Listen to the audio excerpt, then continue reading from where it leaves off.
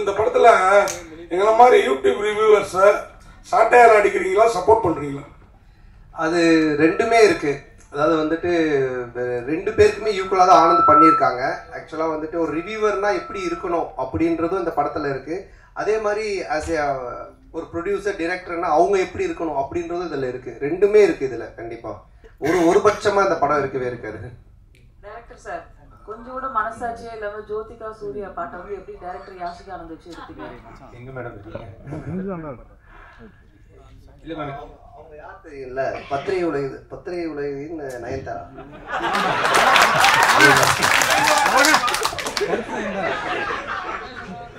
Ma'am இது வந்து GVM sir already இன்டர்வியூல சொல்லியிருக்காங்க. எங்களுக்கு இந்த படத்தோட ப்ரீ ரிலீஸ் ஃபங்க்ஷன் முன்னாடி அவர் வேற ஒரு இன்டர்வியூல கூட சொல்லியிருக்காங்க. ஆக்சுவலாக ரொம்ப என்ஜாய் பண்ணி பண்ணாரு. இது வந்து ஸ்க்ரீன் பிளேக்குள்ள ஒரு சீக்வன்ஸ். இது ஆக்சுவலாக இது வெறும் காமெடிக்காக மட்டும் எடுக்கல, இது ஸ்க்ரீன் பிளேவாகவே இது தேவைப்படுது. ஸோ நாங்களே கொஞ்சம் ஹெசிடேட் பண்ணி தான் சார்கிட்ட கேட்டோம். பட் அவர் ரொம்ப ஸ்போர்ட்டிவாக இது பண்ணி தான் அவன் நல்லா இருக்கு இது அப்படின்னு சொல்லி பண்ணாரு. நீங்கள் தேட்டரில் பாருங்க, பார்த்தீங்கன்னா உங்களுக்கு இதுக்காக பண்ணுன்றது ரிவீட் ஆகும் கண்டிப்பாக. Sir congratulations.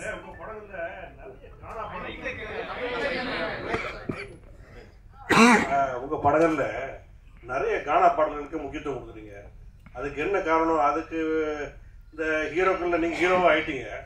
அந்த மாதிரி இந்த இன்ட்ரோடக்ஷன் சாங்ஸ் அந்த மாதிரிலாம் நீங்க இம்பார்ட்டன்ஸ் கொடுக்காம மெயினா கானா பாடலுக்கு முக்கியத்துவம் கொடுக்கறதுக்கு என்ன காரணம்?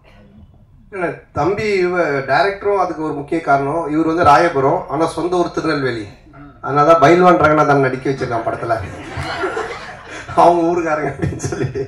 ஸோ அது மாதிரி அவங்க ராயபுரம். ஸோ இதுக்கு முன்னாடி நான் பண்ண கானா படம் பார்த்தீங்கன்னா ஜான்சன், அவங்க வந்துட்டு வியாசார்பாடி. ஸோ இவங்க எல்லாருமே இன்புட்ஸ் கொடுக்கறதா, என்னோட இன்புட்ஸும் கிடையாது. ஸோ அவங்க என்ன சொல்றாங்களோ அதை நம்ம கேட்டு பண்றது தானே. பாரிஸ் அதுதான். ஆமா, அந்த டைரக்டர் வந்துட்டு வியாசார்பாடி. ஸோ இவர் ராயபுரம். இன்னும் நான் வந்துட்டு இது மின்ட்டு தாண்டவே இல்லை.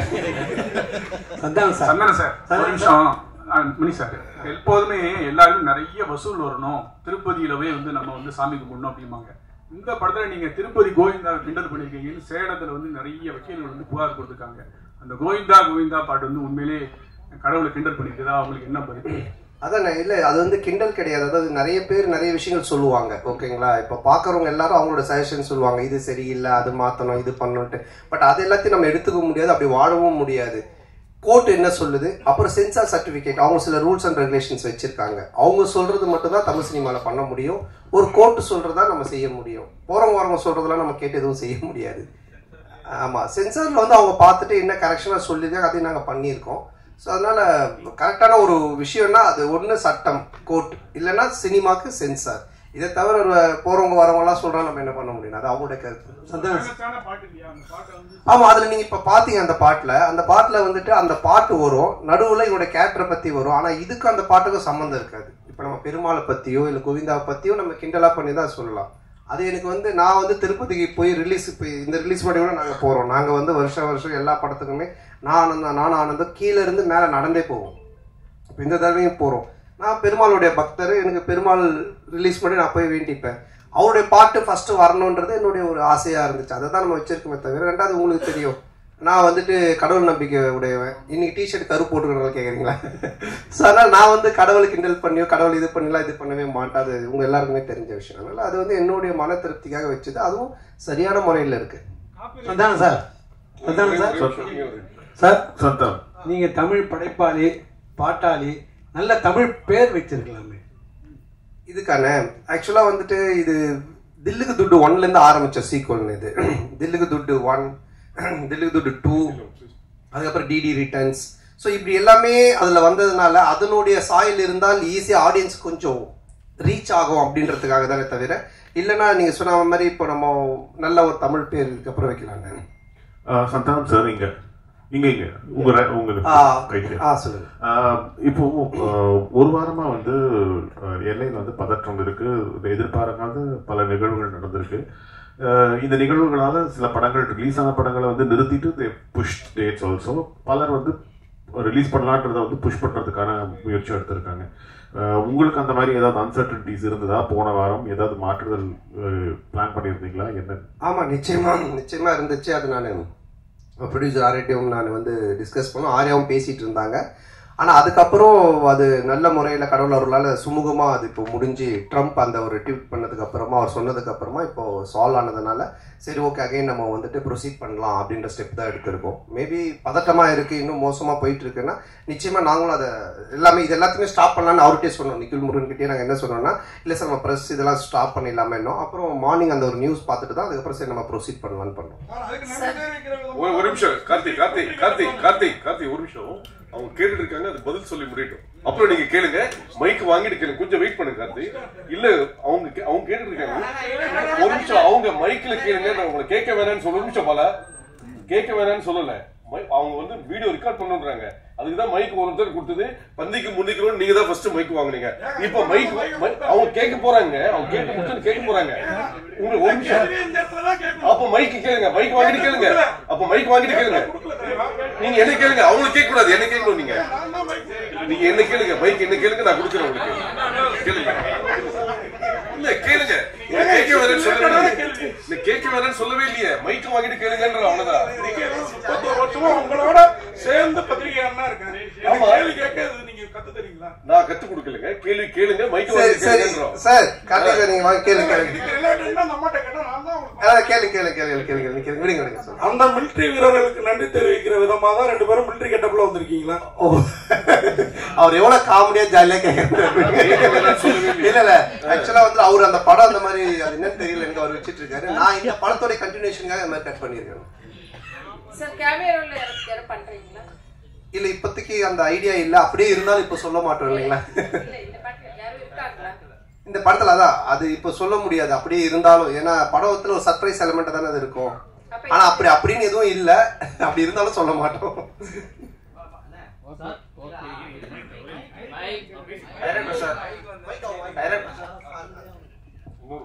போஸ்டர்ல ஹீரோயினையும் கஸ்தூரி மேடத்தை காணாம என்ன காரணம்?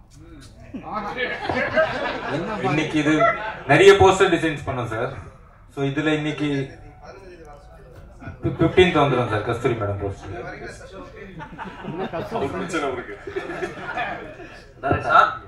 டைரக்டர் அண்ட் சந்தானம் சார் இந்த படத்துல வந்து பாத்தீங்கன்னா போற போக்குல நெல்சன் சாரையும் கலாச்சிட்டாரு.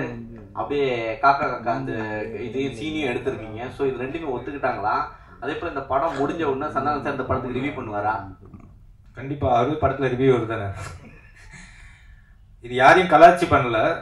இது ஒரு ஃபேண்டசி வேர்ல்டுக்குள்ள ஒரு கிங்ஸ்லியாவே இருக்காரு. ஸோ அதை சொல்றதுக்கு ஒரே ஒரு பாயிண்ட் அவர் டைரக்டர் நெல்சன் தான். ஸோ அதனால தான் அது மாதிரி ஒரு டைலாக் பண்ணோம். இல்ல அதுலயே சொல்லியிருப்பாரு, டேய் நீ நெல்சன் படத்தை ப்ராடக்டரா, நெல்சன் ஒரே மாதிரி கொண்டு போவாரா, நீ ஏன்னா மாத்திர அப்படின்ற மாதிரி ஒரு இதை போட்டிருப்பாரு. அதனாலதான் கேட்டேன். நெல்சன் எதுவும் இது அப்ஜெக்ஷன் தெரிவிக்கலையா?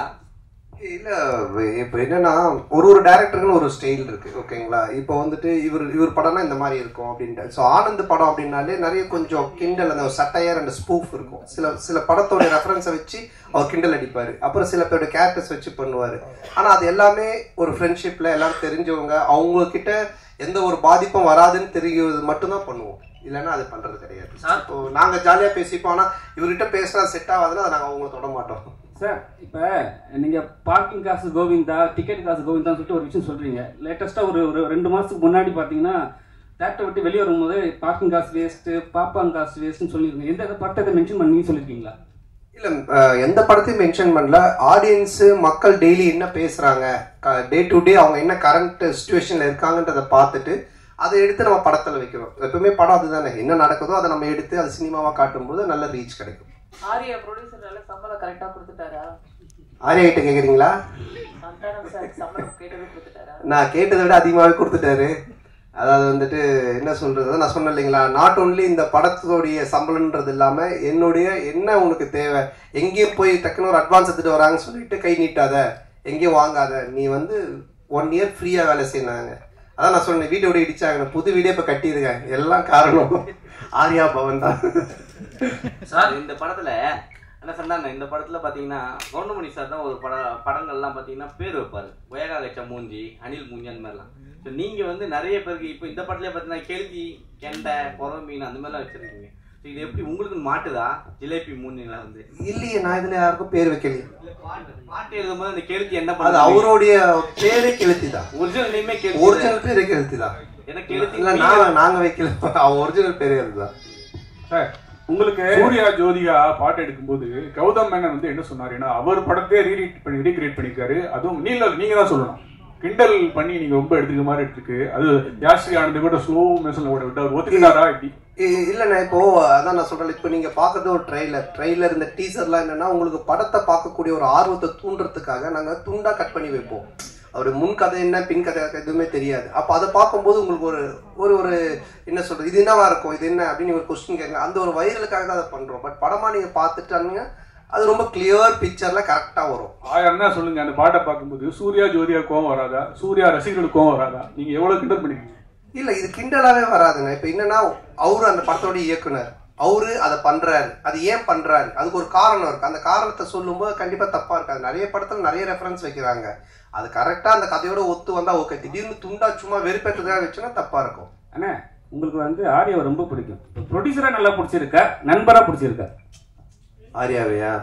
இல்ல, ரெண்டுமே தான். ஏன்னா நண்பனா இருந்ததுனாலதான் அந்த ப்ரொடியூசரா மாதிரி. ரெண்டு பேருமே வந்துட்டு என்ன சொல்றது, ப்ரொடியூசரா இருக்கும்போது சில நேரத்துல சண்டை வரும், நண்பனா இருக்கும்போது சண்டை வராது, அடிக்கடி கோச்சுப்பான். அது மாதிரி வந்துட்டு இது நான் சொன்ன இது மாதிரி பண்ணவே இல்லை, இது பாரு இப்படி ஆயிடுச்சுன்னு. ஃபர்ஸ்ட் டே ஷூட்டிங்கே கால் பண்ணி நான் வந்து உனக்கு காமெடி சூப்பர் ஸ்டார் நான் சும்மா தான் பேர் வச்சேன், நீ நிஜமாலே பண்ணிட்டு இருக்க அப்படின்னா. ஏன் என்னென்ன வேட்டையன் ஷூட்டிங்ல எவ்வளவு செலவு தெரியுமா அப்படின்னா, தெரியாது மச்சான் இவ்வளவு செலவு அப்படின்னா. நம்ம ஷூட்டிங்ல எவ்வளவு செலவு தெரியுமா, எவ்வளோன்னா அதே செலவு, அதே 200 பேர், அதே இது.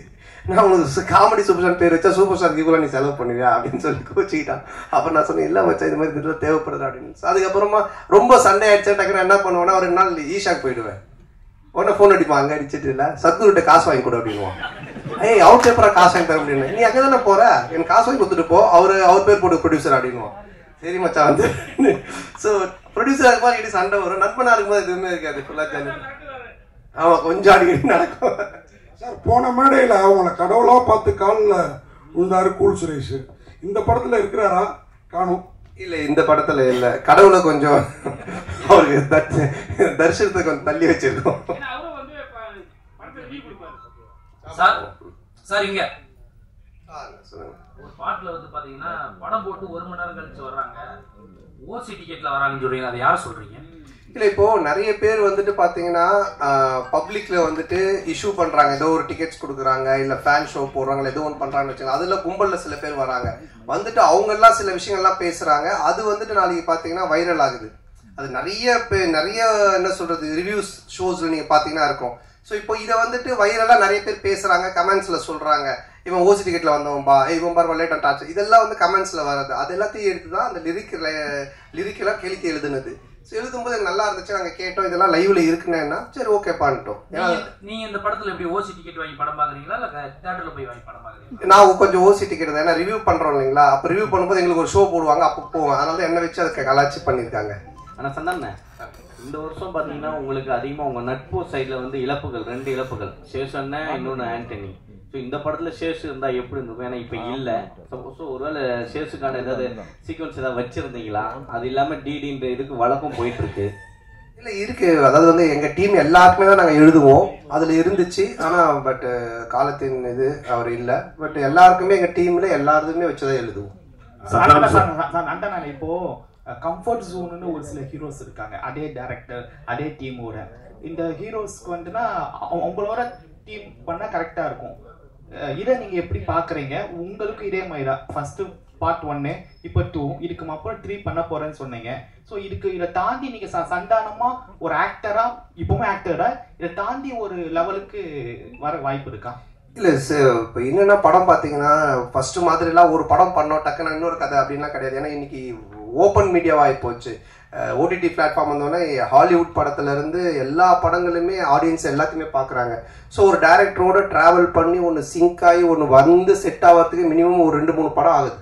அதனால தான் டக்கு மாற்றி போக முடியல. ஏன்னா என்னோட சிங்க் அவருக்கு தெரியணும், அவரோட சிங்க் எனக்கு தெரியணும். அதுக்காக தான் அது மாதிரி டிராவல் பண்றமே தவிர மற்றபடி.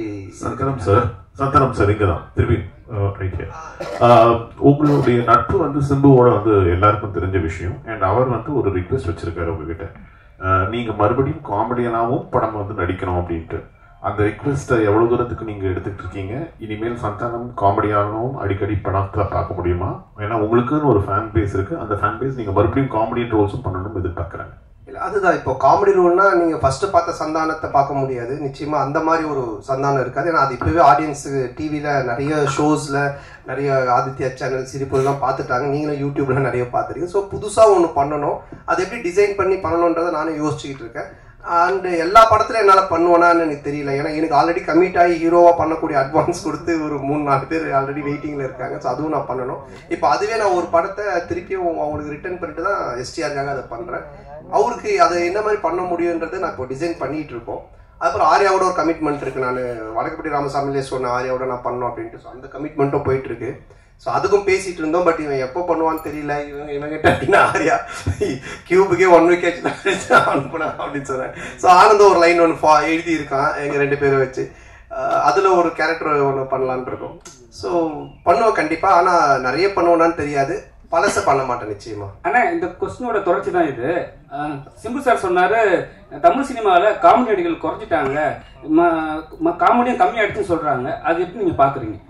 அவர் சொன்னதுக்கு என்ன வந்து பாக்குறீங்க, நான் எப்படி சொல்றேன்? அவர் உங்களுக்கு சொன்னாரு, நீங்களா வந்து ஆக்டர் ஆகி போயிட்டீங்க, ஹீரோ ஆகி போயிட்டீங்க, சோ வந்து தமிழ் சினிமாவில் காமெடி கம்மியாயிடுச்சு சொன்னாரு. இல்ல என்கிட்ட அவர் பர்சனலா சொல்ல வாங்க, பப்ளிக்கா எல்லார்கிட்டயும் சொன்னாரு. அப்போ நீங்க நடிக்க வாங்கன்னு கூப்பிட்டா நான் அதுக்கு எஸ்ன்னு சொன்னேன். அதை நான் எப்படி சொல்ல முடியும்? அரே சார் சார்பட்டா பயங்கர ஹிட், பிளாக் பஸ்டர், செகண்டும் வரப்போகுதுன்றாங்க. அதுல நீங்க இருக்கீங்களா, இல்ல அடுத்த படத்துக்கு ப்ரொடியூசரா களத்துல இறங்க போறீங்களா சந்தானம் சார் வச்சு? இல்லை, இப்போ சார்பட்டா வந்து ஆகஸ்ட்லேருந்து ஷூட்டிங், இப்போ பார்ட் 2. இப்போ வந்து வேட்டுவோம் ரஞ்சித் சார் அந்த படம் ஷூட்டிங் போயிட்டுருக்கு. ஸோ கண்டிப்பாக அது ஆகஸ்ட்லேருந்து பார்ட் 2 ஸ்டார்ட் பண்ணேன் சார். நீங்கள் ப்ரொடியூஸ் பண்ணதுக்கப்புறம் சந்தானம் சார் நீங்கள் சொன்ன மாதிரி கேட்க ஆரம்பிச்சாரா, இல்லை அவர் சொல்கிறது நீங்கள் கேட்க ஆரம்பிச்சிங்களா? ஏன்னா பாட்லேயே சொல்லியிருப்பாரு. இந்த படம் பொறுத்த வரைக்கும் என்ன, ப்ரொடியூசர்னு பேர் தான், பண்ணதெல்லாம் இவர் தான். ஏன்னா நான் சொன்னல ஃபர்ஸ்ட் டே ஷூட்டிங் போய் அந்த செலவு லிஸ்ட் எடுத்து பார்த்தேன், டேய் உண்மையான கப்பலில் ஷூட் பண்ணாலும் இவ்வளோ செலவாகுதுடா அப்படின்னு சொன்னேன். பட் நான் சொன்ன மாதிரி இந்த படம் அப்படி எடுத்திருந்தா தான், இப்போ நீங்கள் அந்த குவாலிட்டியாக எடுத்திருந்தா தான் அது அதோட அவுட்புட்டு தேவைப்படுது. பட் அது வந்து எவ்வளோ பெஸ்ட்டாக, எவ்வளோ எஃபிஷியண்ட்டாக ப்ரொடக்ஷன் சைட்லேருந்து எவ்வளோ கம்மியாக நம்ம பண்ண முடியுமோ, அது வந்து கம்மின்னா வேஸ்டேஜ் இல்லாமல் எங்களால் எங்களோட எக்ஸ்பீரியன்ஸ் டீமை வச்சு அது மேக்ஸிமம் வேஸ்டேஜ் கட் பண்ணி அது பெஸ்ட்டாக பண்ண முடியாத அளவுக்கு பண்ணியிருக்கோம். பட் எதுவுமே நான் கண்ட்ரோல் பண்ணது, நான் ஒன்றே ஒன்று தான் அவர்கிட்ட சொன்னேன், எது தேவையோ பண்ணு, கண்டிப்பாக பண்ணாமல் இருக்காது. ஸோ அப்படி தான் இது பண்ணது. பட் ஃபுல்லாக பண்ணது அவர் தான். சந்தானம் சார், நீங்கள் காமெடி வெளிப்படத்தில் பண்ண மாட்டேன் அப்படின்னீங்க, சிம்புவோட நட்புக்காக இப்போ அவங்க காமெடி பண்ணுவீங்க. அதுமாரி பழைய ப்ரெஸ் மீட்டில் சொன்னீங்க நான் வந்து அரசியல் பக்கமே போக மாட்டேன் அப்படின்னு. இப்போ அவங்க நண்பர் உதயநிதி சார் வந்து பார்த்தாவா எனக்கு ஹெல்ப் பண்ணு அப்படின்னு அடுத்த மே மாதம் கூப்பிட்டாருன்னா சிம்பு மாதிரி அந்த கொள்கையை மாற்றி ஏதாவது பிரச்சாரத்துக்காவது போவதுக்கு ஐடியா இருக்கா? சரி, அரசியலை பொறுத்த வரைக்கும் சார் யார் கூப்பிட்டாலும் யார் இது பண்ணாலுமே ஒரு விஷயம் தான் நான் வந்து தெளிவாக சொல்கிறது என்னென்னா, நீங்கள் உழைச்சா உங்களுக்கு சாப்பாடு, நான் உழைச்சா எனக்கு சாப்பாடு, இதை தவிர வேறு எதுவுமே கிடையாது. பட் நட்பு ரீதியாக சில விஷயங்கள் இருக்குது, இதெல்லாம் பண்ண முடியும், இதெல்லாம் பண்ண முடியாது. இப்போ நான் சிம்பு சார் எஸ்டிஆரில் என்ன கூப்பிட்டாலும் இப்போ அவர் வந்து சந்தானத்துக்கு கம்ஃபர்டபுளாக என்ன காமெடி பண்ண முடியும், அவருக்கு என்ன செய்ய முடியும் கேரக்டரா அப்படின்ற அந்த ஃப்ரீடம் எனக்கு கொடுத்துருக்காரு. அதையே பழசு அதையே பண்ணணும் அப்படின்னு அவர் எனக்கு ஃபோர்ஸ் பண்ணல, இல்லை அந்த மாதிரி ஒன்று சொல்லலை. அது மாதிரி உதய சார் கூப்பிட்டாலும் அதுக்குன்னு சில எனக்கு இந்த கம்ஃபர்டபுள் ஓகே, இதை நான் பண்ண முடியும், நான் வந்து சொல்ல முடியும், இதெல்லாம் எனக்கு ஓகேன்னா நான் நிச்சயமாக போய் பண்ணுவேன். சார் சந்தானம் சார், அடுத்த வாரம் பார்த்தீங்கன்னா நீங்கள் நடித்த படம், சூரி நடித்த படம், யோகி பாபு நடித்த படம், உங்களுக்குள்ளாரே ஒரு போட்டி வந்துடுச்சு, அது எப்படி? ஏன் மற்ற இன்னொருத்தர் விட்டுட்டீங்களே, டாம் க்ரூஸ், மிஷன் இம்பாசிபிள், அவரே சேர்த்துக்குங்க. ஹாலிவுட்ல விட்டுட்டீங்க. அப்புறம் ஃபைனல் டெஸ்டினேஷன், அந்த ஹீரோ பேர் என்ன, ஹீரோயின் பேர் என்ன, பேர் தெரியல, அவங்களே சேர்த்துங்க. 5 பேர் தெரியல. ஸோ அதனால எல்லாரையும் சேர்த்துங்க, மொத்தமாக எல்லாரும் காம்படிஷன்னால எத்தனை படம் வந்தாலும் ஓடும் சார், நல்லா இருந்துச்சுன்னா. சார் ஆர்யா சார், நீங்க இதுல ப்ரொடியூசரா மட்டும் ரோல் பண்றீங்களா, இல்ல ஏதாவது ஒரு சின்ன கேமியோ ரோல்? இல்லை சார், இல்லை சார், ஒன்லி ப்ரொடியூசர் ரோல் மட்டும்தான். ஆனால் சந்தானே என்னதான் படம் கஷ்டப்பட்டு எடுத்தாலும் ரிவ்யூ வந்துட்டு முதல் நாளே கிழிச்சு தொங்க விடுவாங்க. இதை எப்படி பாக்குறீங்க? ஏன்னா ரொம்ப கஷ்டப்பட்டா எடுக்கிறோம் எல்லாருமே, ஏதாவது மிஸ்டேக் வரும். இல்ல அதை பாக்கிறத விட உங்க 2 பேரும் தான் நான் பாக்குறேன். மாத்தி மாத்தி ஏதாவது ஒரு பிரச்சனை பண்ணிட்டு இந்த அன்னிக்கேள்வி இந்த அன்னிக்கேள்வி 2 பேர் பண்றத நல்லா பாத்துக்கிட்டு இருக்கேன். அப்படிலாம் கிடையாது, நல்ல படம் வந்தா நல்லது, நல்லா இருக்குன்னு தான் சொல்றாங்க. ஓகேங்களா? ஸோ வந்துட்டு இப்ப இவர் ப்ளூ சட்டை மாறனே பாத்தீங்கன்னா எல்லா படத்தையும் அவர் கழிவு ஊத்துறது இல்லை, நல்ல படத்தை நல்லா இருக்குன்னு தான் சொல்றாரு அவரு. இந்த மாதிரி எல்லாம் நிறைய ரிவ்யூஸ் வந்து நல்லா இருக்கிற படத்தை நல்லா இருக்குன்னு சொல்றாங்க. அதனால இது நல்லா இருந்துச்சா நல்லா இருக்குன்னு சொல்ல போறாங்க, அவ்வளவுதான். தப்பா இருந்துச்சுன்னா நாங்க பார்த்துட்டு இது தப்பா இருந்தா உண்மையிலேயே நாங்க திருத்திக்க பார்ப்போம். தப்பு இல்லைன்னா அவரு சரி விரா அவர் ஏதோ சொல்றான்னு சொல்லிட்டு போவோம், அவ்வளவுதான். ஆனந்த் சார், தொடர்ந்து சந்தான சாருக்கே ஸ்கிரிப்ட் பண்ணிட்டு வந்துருங்க செகண்ட். அடுத்ததும் சந்தான சாருக்கே தான் லைன் சொல்லியிருக்கீங்கன்னு சொல்றாங்க. அடுத்து வெளியே வரதுக்கான வாய்ப்பு இருக்குமா? வேற ஹீரோக்களுக்கு பண்றதுக்கான வாய்ப்புகள்? இல்லை, கண்டிப்பா பண்ணணும். அப்படிதான், அதுதான் ஃபர்ஸ்ட் ஆர்யா சார் வச்சு ஒரு ரிஹர்சல் பார்க்கலாம். ஆர்யா சாருக்கு சொன்னாங்க முன்னாடியே லைன் தான் சொல்லு, ரெடி பண்ணி சொல்லு அப்படின்னாங்க. ஸோ கண்டிப்பா இது முடிஞ்சோன்னு அடுத்து சாருக்கு தான். சந்தானம் சார், இந்த படத்துல கஸ்தூரிக்கு வந்து நீங்க பையனா நடிக்கீங்க, அவங்க அம்மாவா நடிக்காங்கன்னு ஒரே பேச்சா இருக்கு.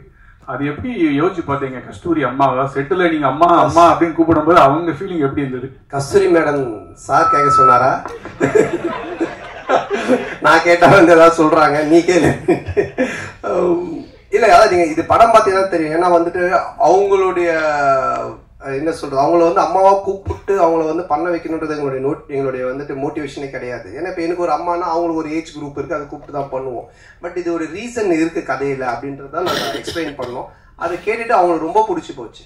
அதனாலதான் அவங்க அதை பண்ணாங்க. நீங்க படம் பார்க்கும்போது நீங்க கண்டிப்பா கஸ்தூரி மேடமோட ஃபேனா தான் இருப்பீங்க. அதனால வந்துட்டு நிச்சயமா அவங்க 2 தடவை பார்ப்பீங்க.